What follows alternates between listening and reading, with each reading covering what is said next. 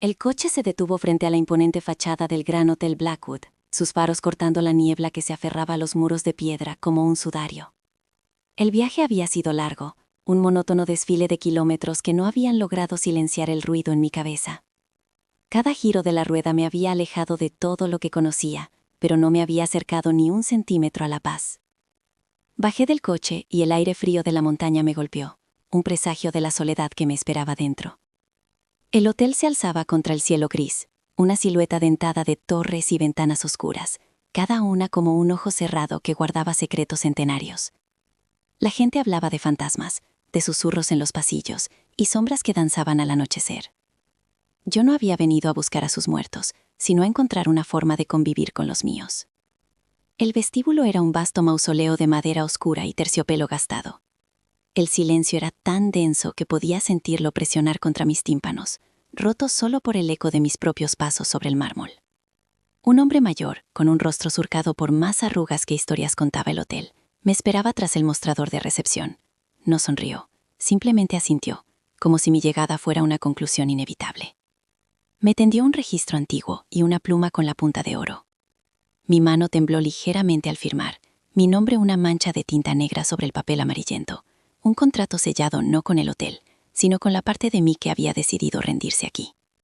Me entregó una llave de latón, pesada y fría, con el número 303 grabado en ella. No hubo más palabras, no eran necesarias. Él sabía por qué la gente venía a este lugar. La habitación 303 estaba al final de un pasillo interminable, donde la alfombra absorbía cualquier sonido y las luces parpadeaban con una cadencia enfermiza. Dentro el aire era estancado, impregnado de un olor a polvo y a tiempo detenido. Dejé mi única maleta junto a la puerta, una pequeña isla de mi vida anterior, en un océano de abandono. Todo era pesado, las cortinas, el edredón sobre la cama, la propia atmósfera.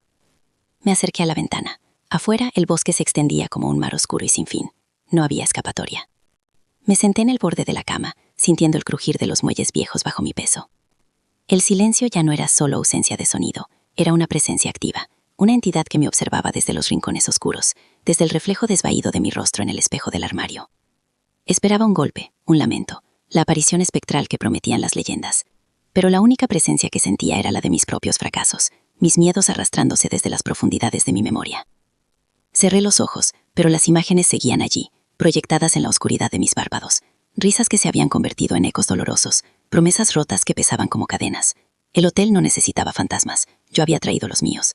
El agotamiento me venció, y me dejé caer sobre la cama, con la ropa a cuesta, hundiéndome en un sueño sin descanso. Horas más tarde, un sonido me despertó. No era el viento ni el crujir de la madera vieja, era algo distinto, cercano y nítido. El suave rasgueo de una cuerda de guitarra, tocando las primeras notas de una canción que no había escuchado en años, la canción que sonaba el día en que todo se rompió. Me incorporé de golpe, con el corazón martillando en mi pecho. La habitación estaba en penumbra, vacía, pero la melodía seguía flotando en el aire, tan clara como si alguien la estuviera tocando justo a mi lado. El miedo es un ancla, pero la curiosidad es una marea de tira de ella. Me levanté, moviéndome con un sigilo que no sabía que poseía. Salí de la habitación 303 y me adentré en el pasillo. La música no se hizo más fuerte ni más débil. Era como si no tuviera un origen, como si naciera directamente en el aire a mi alrededor, una banda sonora para mi propia desolación. Cada nota era una aguja que pinchaba un recuerdo, el día en que la música se detuvo para siempre en mi vida. Seguí el corredor, mis pies descalzos sobre la alfombra gastada, pasando por puertas cerradas que ocultaban otras soledades, otras canciones olvidadas. La música me guió escaleras abajo, hacia el ala oeste del hotel, una zona que parecía aún más abandonada, cubierta de sábanas blancas que daban a los muebles la apariencia de una procesión de fantasmas. La música me llevó hasta una doble puerta de roble al final de un gran salón. Estaba entreabierta, una invitación silenciosa. Empujé una de las hojas, y el gemido de las bisagras resecas fue el único sonido que compitió con la guitarra. Dentro, el polvo danzaba en los haces de luz de luna que se colaban por los ventanales. Era un antiguo salón de baile. Un piano de cola dormía bajo una funda de lino, y sillas doradas yacían apiladas contra las paredes como esqueletos. En el centro de la estancia, sobre un pequeño escenario, había una silla. Y sobre ella, una vieja guitarra acústica. No había nadie. La música se detuvo en el preciso instante en que mis ojos se posaron en el instrumento. El silencio que regresaba era diferente ahora, expectante. Me acerqué despacio, sintiendo el crujir del parqué bajo mis pies. La guitarra estaba cubierta por una fina capa de polvo, intacta, como si llevara décadas sin que nadie la tocara. Entonces, ¿de dónde venía la canción? Mi respiración se aceleró. No era posible. No había altavoces. No había nadie. Levanté la vista y me encontré con mi propio reflejo en el cristal de un gran ventanal que daba al bosque oscuro. Pero no era solo yo. Detrás de mi figura cansada y pálida, se superponía a otra imagen, tenue como el humo. Era yo, sí, pero más joven, con la luz en los ojos que creía haber perdido para siempre. Sostenía esa misma guitarra, y de sus dedos, aunque no se movían, parecía emanar la melodía que acababa de escuchar. La figura sonreía, pero su sonrisa no llegaba a unos ojos llenos de una tristeza que yo conocía demasiado bien. Era el fantasma de la persona que fui, el eco del momento exacto en que mis sueños se hicieron añicos. El aire se escapó de mis pulmones. Un torrente de comprensión me golpeó con la fuerza de una ola. El hotel no estaba encantado. No había almas en pena vagando por sus pasillos. Los fantasmas eran nuestros. Cada huésped que llegaba aquí, huyendo de algo, traía consigo sus propias sombras, sus propios susurros. El hotel era solo un amplificador, un escenario vacío donde nuestros traumas personales subían a escena. No había venido a un lugar embrujado, había venido a un espejo. Un lugar tan silencioso y vacío que por primera vez no tenía más remedio que escuchar el ruido de mi interior. El miedo que había sentido desde que llegué no era por las leyendas, era el terror a enfrentarme a esa figura en el cristal, a la promesa rota que representaba. Una extraña calma comenzó a asentarse sobre mí. Ya no era una víctima en una historia de terror, era el protagonista de mi propia historia, y el espectro era yo. El poder no estaba en las paredes del Blackwood, sino en mi capacidad para mirar a los ojos a mis propios demonios. Con una determinación que no había sentido en años, volví mi atención a la guitarra real, la que estaba sobre la silla. Avancé los últimos pasos que me separaban de ella. El polvo, la quietud, el tiempo detenido. Todo parecía esperar este momento. Extendí la mano, mis dedos temblorosos rozando la madera fría y las cuerdas oxidadas. En el instante en que mi piel hizo contacto con el instrumento, el salón de baile se desvaneció. La luz de la luna fue reemplazada por el sol de una tarde de verano, el olor a polvo por de la hierba recién cortada, y el silencio por el murmullo de risas lejanas. Ya no estaba en el hotel. Estaba de vuelta allí, en el jardín, el día en que todo se rompió. El sol de verano calentaba mi nuca, un recuerdo físico tan vívido que por un instante olvidé el frío del salón de baile. Estaba de pie en el césped, rodeado de rostros sonrientes y expectantes. La guitarra, aquella misma guitarra, se sentía pesada y extraña en mis manos jóvenes. A pocos metros, ella me miraba, con esa mezcla de esperanza y fe que yo estaba a punto de destrozar. Este era el momento, el epicentro del terremoto que había derribado mi vida. El silencio se alargó, mi pulgar se congeló sobre las cuerdas, incapaz de producir la primera nota. El pánico era una enredadera helada trepando por mi garganta. Pero esta vez fue diferente. Yo, el espectador de mi propio desastre, ya no estaba paralizado por la vergüenza. Observaba a mi yo más joven con una compasión que nunca antes me había permitido. Veía su miedo, no como una debilidad, sino como el grito de un corazón aterrorizado por la posibilidad de no ser suficiente. Y en ese instante de claridad, me acerqué a él, no en el jardín de la memoria, sino en el espacio que ambos compartíamos en mi alma. No hablé, no juzgué, simplemente puse mi mano sobre la suya. Le transmití no la certeza de la victoria, sino el permiso para fallar. Le susurré al viento de aquel recuerdo que una nota equivocada no era el fin del mundo, pero que el silencio sí lo era. Sentí cómo la tensión abandonaba sus hombros. Sus dedos, guiados por una voluntad renovada, se movieron. Un acorde torpe y vacilante rompió el hechizo.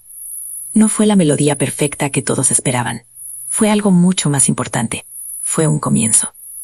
A medida que tocaba, la canción se abría paso, imperfecta pero honesta.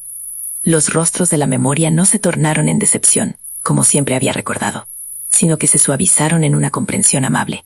La sonrisa de ella no se desvaneció, se llenó de una ternura melancólica.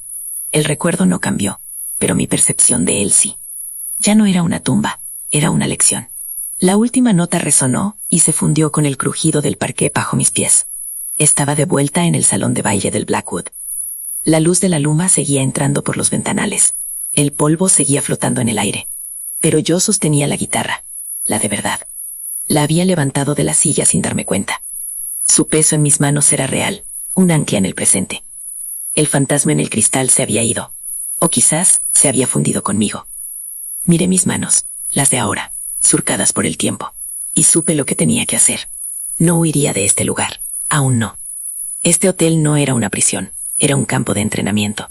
Subí las escaleras llevando la guitarra conmigo como si fuera un tesoro rescatado. Cada paso era deliberado. Ya no me sentía un intruso en los pasillos silenciosos. Caminaba como alguien que por fin pertenece a algún lugar.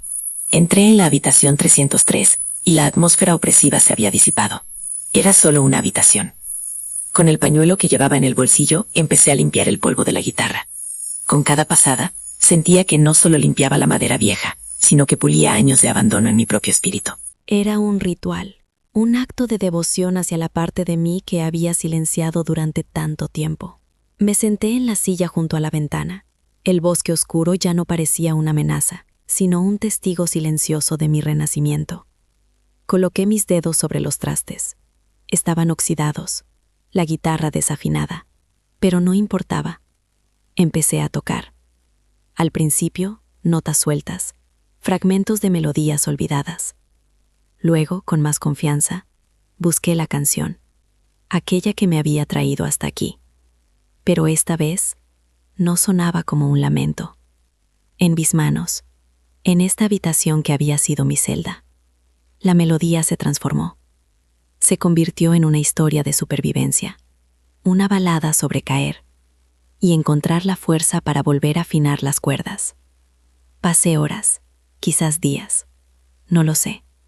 El tiempo en el Blackwood había perdido su tiranía. Usé el silencio del hotel no para escuchar a mis fantasmas, sino para componer mi propia paz. Cada vez que una sombra del pasado intentaba arrastrarse desde un rincón, yo la recibía con un acorde. Le daba una melodía a mi miedo, un ritmo a mi arrepentimiento.